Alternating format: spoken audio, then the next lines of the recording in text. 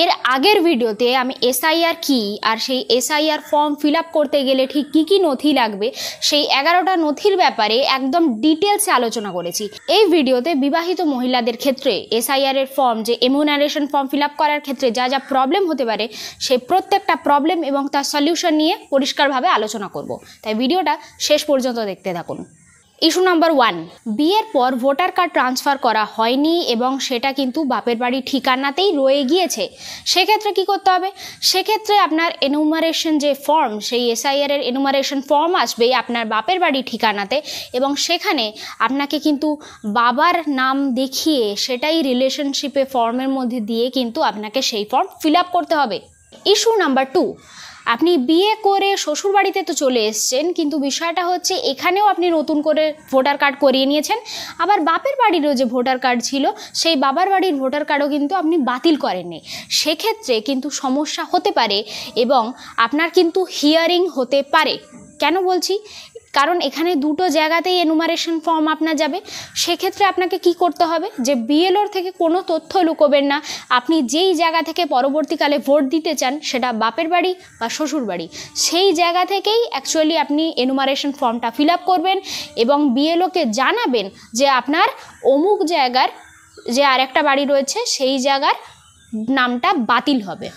Issue number 3, voter card transfer করে নিয়েছেন, তার জন্য আপনার যে ভোটার কার্ডের নাম্বার বা এপিক নাম্বার সেইটা বদল হয়ে গেছে। এটার সমাধান কি? অ্যাকচুয়ালি এটা কোনো প্রবলেমই না। এক্ষেত্রে কি হবে? আপনার বিএলওকে জানাতে হবে। তিনি যদি সেই অনুযায়ী আপনার যে পুরনো ভোটার কার্ড ছিল সেই এপিক নাম্বার যদি আপনার মনে থাকে আপনি বলতে পারেন এবং সেই নাম্বার যদি খুঁজে পাওয়া যায় সেক্ষেত্রে অন্য ব্যবস্থা নেওয়া হবে। যদি আপনার কার্ড না পাওয়া যায় সেক্ষেত্রে আপনাকে আপনার যে পুরনো পদবি বা আপনি কোথায় থাকতেন সেই সমস্ত ইনফরমেশন আপনাকে বিএলওকে দিতে হবে। আপনি নিজে যদি সঠিকভাবে আপনার যে সমস্ত পুরনো তথ্য, অর্থাৎ পুরনো যে পদবি রয়েছে, আপনি কোথায় থাকতেন তার সঠিকভাবে আপনি জানাতে পারেন, সেক্ষেত্রে বিএলও কিন্তু আপনার এনুমারেশন ফর্মের মধ্যে নিজেই সেই তথ্যগুলো পূরণ করে দেবেন। ইস্যু নাম্বার 4, এক্ষেত্রে আপনার আগে কোনো ভোটার কার্ড ছিল না এবং বিয়ের পর আপনি সম্পূর্ণ নতুনভাবে আপনি নিজের ভোটার কার্ড করিয়েছেন। সেক্ষেত্রে আপনার সমাধান কি হবে?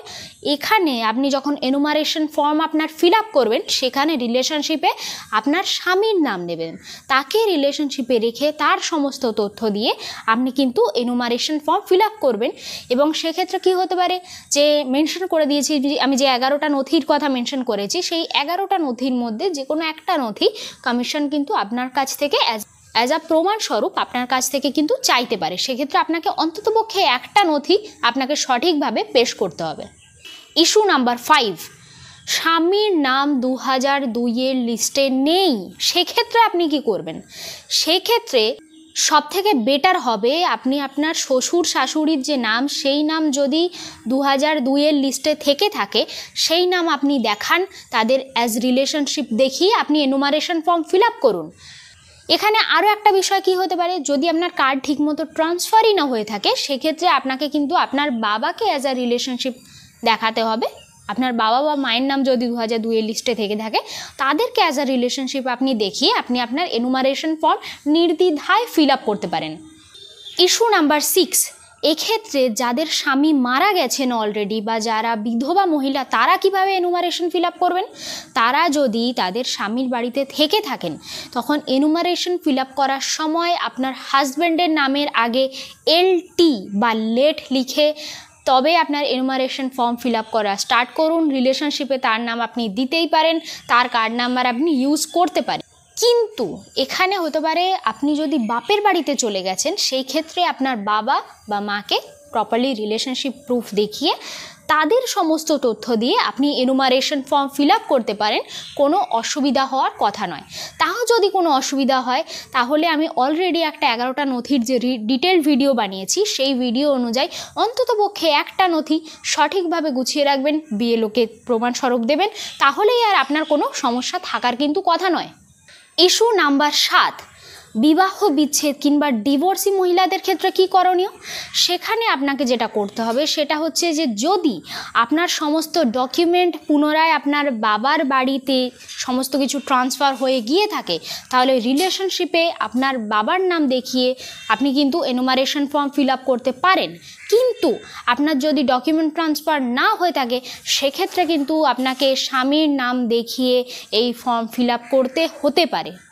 ইস্যু নাম্বার 8, কার্ড ট্রান্সফার হয়ে গেছে কিন্তু বিষয়টা হচ্ছে যে আপনার স্বামীর নাম 2002-এর লিস্টে নেই, সেই ক্ষেত্রে কি করণীয়? সেক্ষেত্রে কিন্তু আপনি আপনার স্বামীর নাম দিয়েই আপনি এনুমারেশন ফর্ম ফিল আপ করতে পারেন এবং অন্যান্য নথি কিছু যেগুলো আমি অলরেডি বলেছি আমার আগের ভিডিওতে সেগুলো হাতের সামনে রাখতে পারেন, তাতে আপনি প্রমাণস্বরূপ সেটা দেখাতে পারবেন। এমনিতে কিন্তু এই ক্ষেত্রে অন্য কোনো সমস্যা হওয়ার কথা নয়। এসআইআরের যে এনুমারেশন ফর্ম, সেই ফর্ম ফিল আপ করার ক্ষেত্রে বিবাহিত মহিলাদের বা বিধবা বা ডিভোর্সি মহিলাদের যত রকমের সমস্যা হতে পারে আমি কিন্তু অলরেডি সেগুলো নিয়ে আলোচনা করলাম। ভিডিওটা ছেড়ে এক্ষুনি বেরিয়ে যাবেন না, কারণ আরও কয়েকটা গুরুত্বপূর্ণ পয়েন্ট নিয়ে আলোচনা করার আছে। পয়েন্ট নাম্বার 1, এখানে যদি আপনারা আপনাদের কার্ড অলরেডি ট্রান্সফার করিয়ে নিয়ে থাকেন সেখানে কিন্তু কোনো ভয় পাওয়ার দরকার নেই, কোনো প্রবলেম আপনাদের হওয়ার কথা নয়। এখানে কি হবে যে আপনার যে পুরনো যে জায়গায় কার্ড ছিল, কমিশন সেই অনুযায়ী তার ইন্টারনাল লিঙ্ক অনুযায়ী সেই পুরনো কার্ডের তথ্য খুঁজে বের করে নেবে। আপনার সেই নিয়ে মাথা ঘামানোর কোনো দরকার নেই। আপনার কাজ কোনটা? শুধুমাত্র বিএলওকে সঠিক তথ্যটা দেওয়া। এনুমারেশন ফর্ম ফিল আপের ক্ষেত্রে বিএলওর ভূমিকাটা কি?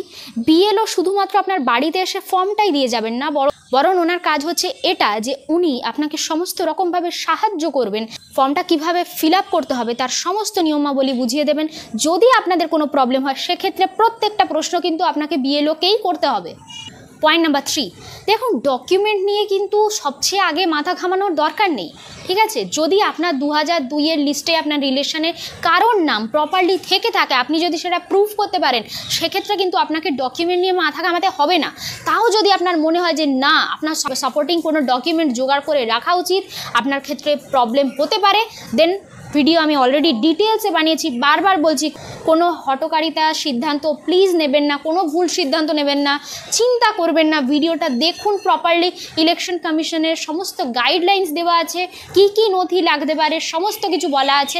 সেই অনুযায়ী অন্ততপক্ষে 1-2টো ডকুমেন্ট অন্তত মিনিমাম আপনি আপনার হাতের কাছে রাখুন, যাতে বিএলও এলে আপনি সঙ্গে সঙ্গে সেই নথি পেশ করতে পারেন। পয়েন্ট নাম্বার 4, দেখুন এসআইআরের কাজ কিন্তু এটা নয় কোনো বৈধ ভোটারকে লিস্ট থেকে তার নাম কেটে দেওয়া, তার নাম বাদ দিয়ে দেওয়া। তাই কোনো প্ররোচনায় পা দেবেন না। এসআইআর যে ইন্টেনসিভ রিভিশন প্রক্রিয়া যেটা হচ্ছে, স্পেশাল ইন্টেনসিভ রিভিশন যে প্রক্রিয়াটা হচ্ছে, সেটার কিন্তু মূল উদ্দেশ্য যারা অবৈধ ভোটার, যারা মৃত ভোটার, যারা স্থানান্তরিত, তাদের নামগুলো লিস্ট থেকে কেটে বাদ দেওয়া। এখানে কি হবে? এখানে আপনার 2026-এ পশ্চিমবঙ্গে বিধানসভা ভোট রয়েছে, অন্যান্য রাজ্যে রয়েছে।